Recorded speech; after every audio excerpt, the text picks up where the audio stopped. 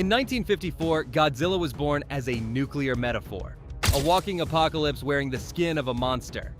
And that original version, it isn't the darkest Godzilla ever put on screen. It isn't even close.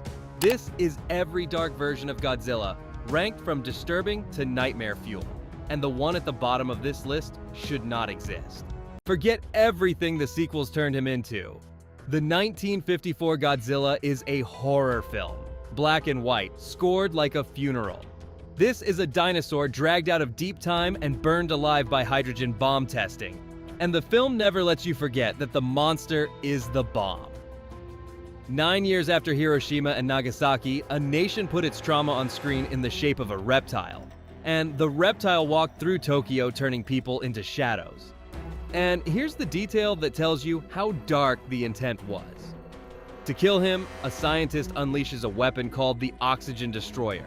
Something so horrifying that the moment he uses it, he burns every note of his research and takes his own life underwater so that no human being can ever build it again. The film argues that the only thing more terrifying than Godzilla is what we'd invent to stop him. There's a book. Shigeru Kayama, the writer behind the original story, wrote the official novelization the following year, and it leans harder into the bleakness than the movie ever could. For decades, most Western fans never even knew it existed. It was only fully translated into English recently. And reading it, you realize the dark Godzilla everyone thinks got invented in the 2000s was already sitting there in 1955. Godzilla was never the hero. We made him one later because the truth was too heavy. By the 80s, Toho had a problem. Their monster had become a smiling kids' matinee hero. So in 1984, they hit the reset button and made The Return of Godzilla, a direct sequel that pretends every goofy sequel never happened and picks up straight from 1954, Cold War paranoia. A creature so dangerous that the United States and the Soviet Union both want to fire nuclear weapons over Tokyo to kill it. And the real tension is whether humanity nukes its own city out of fear. Godzilla wasn't a wrestler anymore. He was a geopolitical crisis with legs. Then it gets stranger.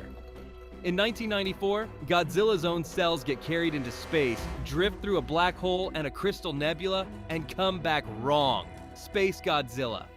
A crystalline cosmic double with shard-covered shoulders, flight, telekinesis, energy shields, and the ability to grow crystal towers across a city to feed on its power. This is the evil twin nightmare. The same creature, corrupted, and the first thing it does is cage Godzilla's own infant son inside a crystal prison. Remember Space Godzilla. He comes back at the very end of this video in a place you won't expect. 1 year later, 1995. Godzilla's nuclear heart begins to melt down. His skin cracks open and glows molten orange. This is Burning Godzilla. And he is a walking meltdown that could detonate and take the entire planet with him. And the thing that finishes him? Destoroyah, a demon spawned from that same Oxygen Destroyer weapon from 1954, the franchise closing its own loop. Godzilla's son is killed in front of him, and then Godzilla himself dies, his body dissolving in radioactive heat, passing his power to the next generation. Toho killed their icon on purpose and made you grieve it. And then, 2001. GMK Godzilla. The single most malevolent version Toho ever animated. In this film, Godzilla's body is not a mutated animal. It is a vessel, packed full of the vengeful souls of everyone who died because of Japan's military campaigns in the Pacific War. His eyes are blank, pure white. No pupils, no reason, no mercy. And unlike every other Godzilla, this one doesn't accidentally crush civilians. He targets them. He rises from the sea specifically to erase modern Japan as punishment for forgetting the horror of the war. 3 ancient guardian monsters, Baragon, Mothra, and, unbelievably, a heroic King Ghidorah, throw themselves at him out of pure duty, and one by one, he kills them. And a deep cut most people miss. Right at the start, an officer references a giant monster that recently attacked New York. That's a direct, quiet jab at the 1998 American Godzilla, folded into the lore as a different, lesser creature. GMK didn't just reinvent the monster, it threw shade across the Pacific while doing it. Here's where dark stops meaning big and starts meaning wrong.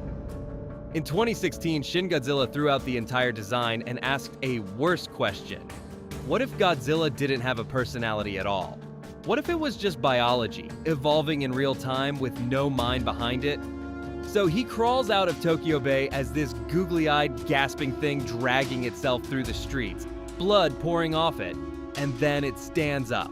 It mutates on screen into a towering fissured organism, its skin split open and glowing from within, firing purple beams not just from its mouth, but from its dorsal fins and the tip of its tail.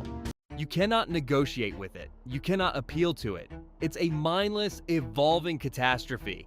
And half the movie is bureaucrats in meeting rooms failing to react while it grows. Made after the 2011 earthquake, tsunami, and Fukushima meltdown, this is a horror film about your own government freezing while the disaster escalates. And the final shot. They stop him, barely, by freezing him solid in the middle of the city. But the camera pushes in on the tip of his tail, and there are humanoid figures mid-emergence, crystallized in the act of splitting off from his body. Frozen, yes, but mid-evolution into something human-shaped. He was never finished, he was interrupted.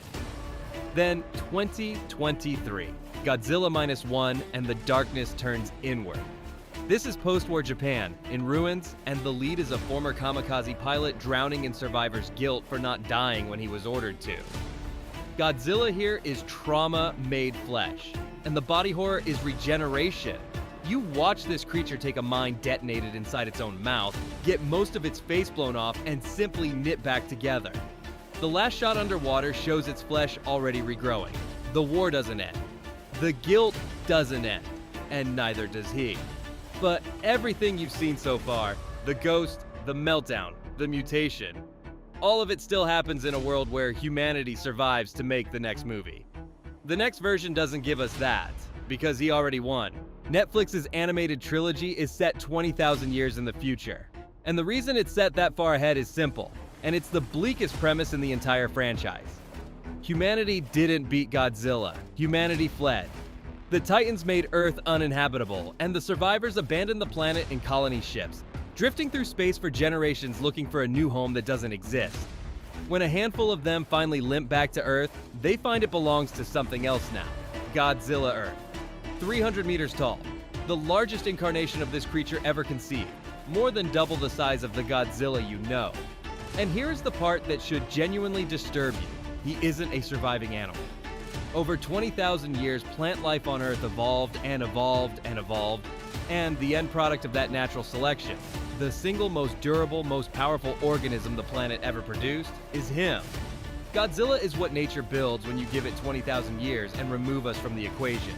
He has metallic skin, he bends electromagnetic energy, and he generates a force field that nuclear warheads cannot punch through.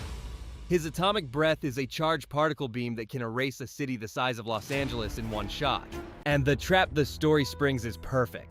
The survivors find a Godzilla. They fight it, they trap it in a mountain pass, they think they've won, and then they realize the thing they killed was a baby, an offshoot grown from cells the original shed during his 20,000-year reign. The real Godzilla Earth rises behind them and wipes out nearly everyone. So I'll say it plainly. Of every dark version on this list, this is the darkest. Not because he's the biggest, though he is. Because he's the only one who reached the end of the story.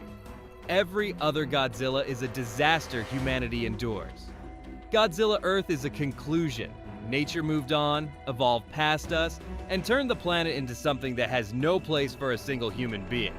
That's not a monster attack. That's an extinction, already finished, with the credits already rolled on our species. Now for the stuff even a lot of Godzilla fans have never touched, because it was never on a screen, the comics. And the comics get weird. Back in the late 70s, Marvel had the license, and they did the unhinged thing. They dropped Godzilla into the actual Marvel universe. Same continuity as the Avengers. So you get SHIELD hunting him, you get him tangling with superheroes. At one point he gets shrunk down. At another he's rampaging through a world that has literal gods in it and still can't put him down easily. It's chaos, and it's canon to that universe. Then IDW's Cataclysm, 2014. Post-apocalypse. The kaiju already won, humanity's been smashed back to scattered villages, and the survivors talk about Godzilla the way ancient people talked about angry gods. A myth, a weather system, a punishment you pray doesn't notice you. And then there's the one that lives up to this video's title more than anything Toho ever filmed. 2015. Godzilla in Hell, exactly what it says. Godzilla dies and descends. He walks the circles of hell through surreal, silent nightmare landscapes, confronting demonic versions of his old enemies and, in some readings, his own damnation for everything he's destroyed. Large stretches of it have almost no dialogue at all. It's just this creature, alone, trudging deeper into the inferno. No humans to root for, no city to save. Just punishment, drawn like a fever dream. It is the most abstract and arguably the most genuinely dark thing anyone has ever done with the character. Which brings us home, to the Monsterverse, Legendary's universe, the one most of you found this channel through. And people forget the Monsterverse has already shown you a genuinely dark Godzilla. In King of the Monsters, to stop King Ghidorah, Godzilla gets pumped so full of energy by a human nuclear sacrifice that he overloads, and turns into Burning Godzilla. This is a Godzilla melting the city just by standing in it. Molten light pouring out of every crack in his body, the asphalt liquefying around his feet, a thermonuclear pulse radiating off him in rings that vaporize anything close. He is, in that moment, a reactor going critical on purpose, willing to burn himself out completely to win. That's the dark trade the Monsterverse buried in a blockbuster. Their king's most powerful form is also him actively self-destructing. And here's the deep lore drop for anyone who thinks the Monsterverse is done being dark. After that battle, Ghidorah's severed head gets fished out of the ocean, sold on the black market, and ends up in the hands of Apex Cybernetics, who use it to build Mechagodzilla. Monarch quietly released over 60 years of monster files. There are titans still down in the hollow earth we've barely seen. This universe is holding cards it hasn't played. And the biggest card is the one I promised you at the very start. Remember Space Godzilla, the crystalline cosmic clone, the evil twin grown near a black hole? Every sign points to him crossing into the Monsterverse in the 2027 film Supernova, the corrupted double, the version that cages Godzilla's own kind and grows a crystal empire out of a city. If they bring him in the way the source material sets him up, he doesn't just fight Godzilla, he replaces him. And that's a version of dark this universe has never touched. The king, dethroned by a twisted copy of himself. Because here's what keeps me up about where the Monsterverse is heading. For 10 years, Godzilla has been the thing we're afraid of. In 2027, he might become the thing we're begging to come back. When something wearing his face and made of crystal decides this planet looks better as a mirror. Subscribe to Titan Lore.